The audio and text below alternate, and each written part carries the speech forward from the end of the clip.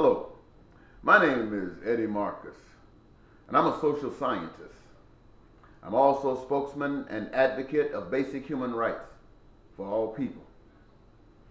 I find it necessary to take this moment in time to share with you, those of you who will listen. I hope that this will be a blessing to you. But I want to talk to you about religion. Religion in America, more specifically, and Christianity, more specific than that. I have found, after 35 years of practice, that religion in America is like scum of the earth. Christianity, like scum of the earth. I have found that it is, and I've heard many people say it. I've read it and studied it on conspiracy theories. And like you are slave. You are a slave to this religion. See, it's not the religion that's messing you up. It's not even the Bible that's messing you up. It's the teaching. I don't speak to you to say that the Bible is the Word of God. I don't know if the Bible is the Word of God or not. I know that there is a lot of truth in the Bible, and there are a lot of lies in the Bible. I know that. Here is the problem. Those who teach you about the Bible, they have been trained. They are nothing but Uncle Toms, and there are a lot of preachers out there who are sincere in their efforts. Just like Malcolm X said, the house nigger is sincere in his effort. But he has been trained to be a house nigger. And there's something called a field nigger. A nigger is a nigger. A nigger is somebody that's being dominated by a philosophy of life that is not their own. As you look at religion, that includes Christianity, Islam, and all of the other crap. And I call it crap because it does nothing but crap. But when you talk about Christianity, there is a book, there are words in that book that says that God created everything. Everything, ladies and gentlemen. Everything. Everything your senses can identify, and those things that they can't identify. And even you. God, a power outside of yourself, created you. No human being brought anything in this planet when they came, and they will take nothing away. So no one owns anything. And the power that created all things has created a form of harmony where the tree that grows out of the ground stays there unless a tough wind comes and blows it down. The waters in the river stays there unless some drastic earthquake or something messing with it causes it to overflow. Everything does what it's supposed to do except mankind. And you know from your own studies of history that mankind has always abused people. White people say they're better than blacks. Americans feel that they are better than others. And other nations do the same thing. I'm not leaving them out. But man has always done this to each other. But here's what blows my mind. Christianity says that if you accept the fact that God is God and you are a creation of God and you receive that Spirit of God inside of you, then greater is that Spirit inside of you than the spirit of the world. And that God is a loving God, and that the greatest commandment is that you respect God by loving God, and the next greatest commandment is that you love one another as you want to be loved. And you sit down and think for 1 minute. Just sit down and think for 1 minute. Think about how you want to be loved. And you think about other people receiving the same kind of love that you want to receive. And you will find nobody out there homeless. You will find no one out there without a career. You will find no one out there with a lack of education or access to it. You will find no one out there without health care. You will find no war going on. You won't find kids hungry. You won't find any of that if you considered how you want to be treated. And if you treated other people likewise, this is what will happen.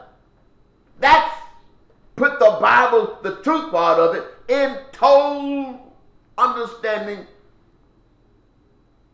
And yet, you got churches with hundreds of thousands of people listening to a preacher because he has a smooth, sweet, punkish voice.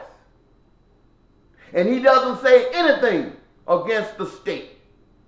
And you sit there in droves, give him your money because you can write it back off as tax exempt. He writes books. He travels in planes all over the world like he is a god. And he tells you that today might be the day that God has opened something for you. The biggest crap I ever heard in my life. And every last one of those liars are just overflowing with money. They do not challenge the state on anything. Whatever the state does is right. Take away a man's house through the foreclosure process. It's right. Deny people health care, and in their mind it is right. And what do they tell you? That when you die, God is going to take you to heaven. The biggest lie they ever told. Ladies and gentlemen, how can you bank on a heaven? Especially coming out of somebody's mouth telling you about a book that is okay for all the hell you're going through today. How in the world can you think about a heaven? Who gives a hell about a heaven? Or should I say, who gives a damn about a heaven? I'll tell you who gives a damn about a heaven.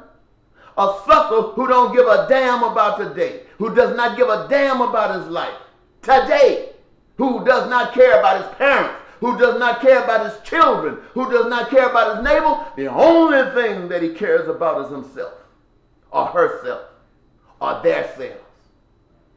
They can put up with anything. Every man or woman or child that stands up and speaks you the truth, they shoot them down, and you go back and thank God that it wasn't you that got shot.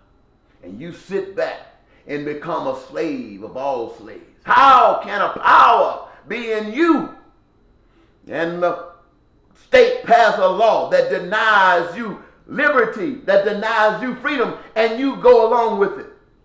How can you do it? This is why I say the church is the scum of the earth. You don't need a man, you don't need God to tell you that that stuff is wrong. A man, a person who is mature, who understands life, will stand up and fight against that for themselves.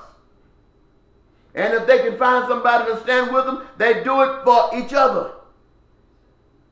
You don't need God to tell you that. You don't need a preacher to tell you that. You're not going to hear from a preacher. Did your preacher tell you today that Republicanism is better than Democrats?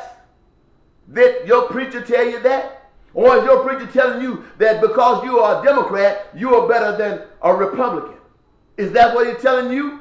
I come to tell you that a Republican and a Democrat are equally qualified to be good or to be evil. And they are both evil.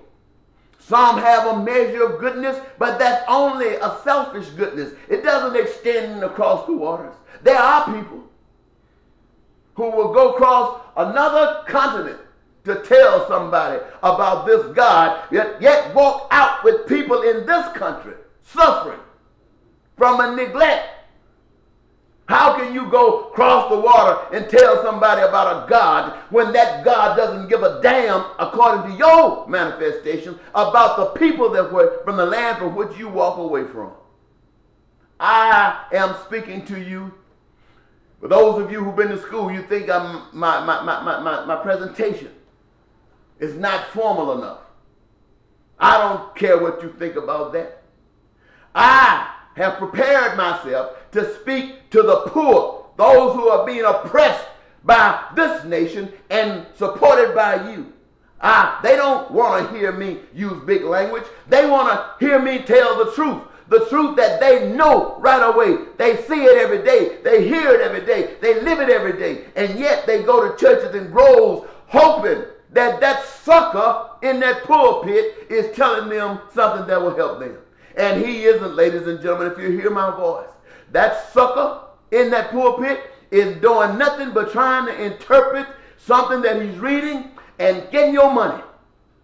Getting your money. They say you got to pay tithes because we got to pay electricity. We got to keep the heat on. We got to do all this overhead. And that's what they need is the overhead. Overhead to take care of him and his family or her and her family. Overhead. They don't give a damn about you. You go to church and you can't even stand up and testify and tell the truth. They will lead you out of that church until you don't come back. And when they lead you out, the members will applaud. I come to tell you this, ladies and gentlemen, because I'm frustrated. I am frustrated. When I had a change of heart, when I began to look at things differently, when I began to understand that you are as important as I am, I began to see what it takes to make a difference in life. I began to understand that we don't have to have war. I began to understand that this new God, money, and this power base, they are white, they are black, they are men, they are women, they are the scum of the earth running this country. Some of them say, well, I'm doing the best I know. You are a blind sucker if you're doing the best you know. You are as blind is blind.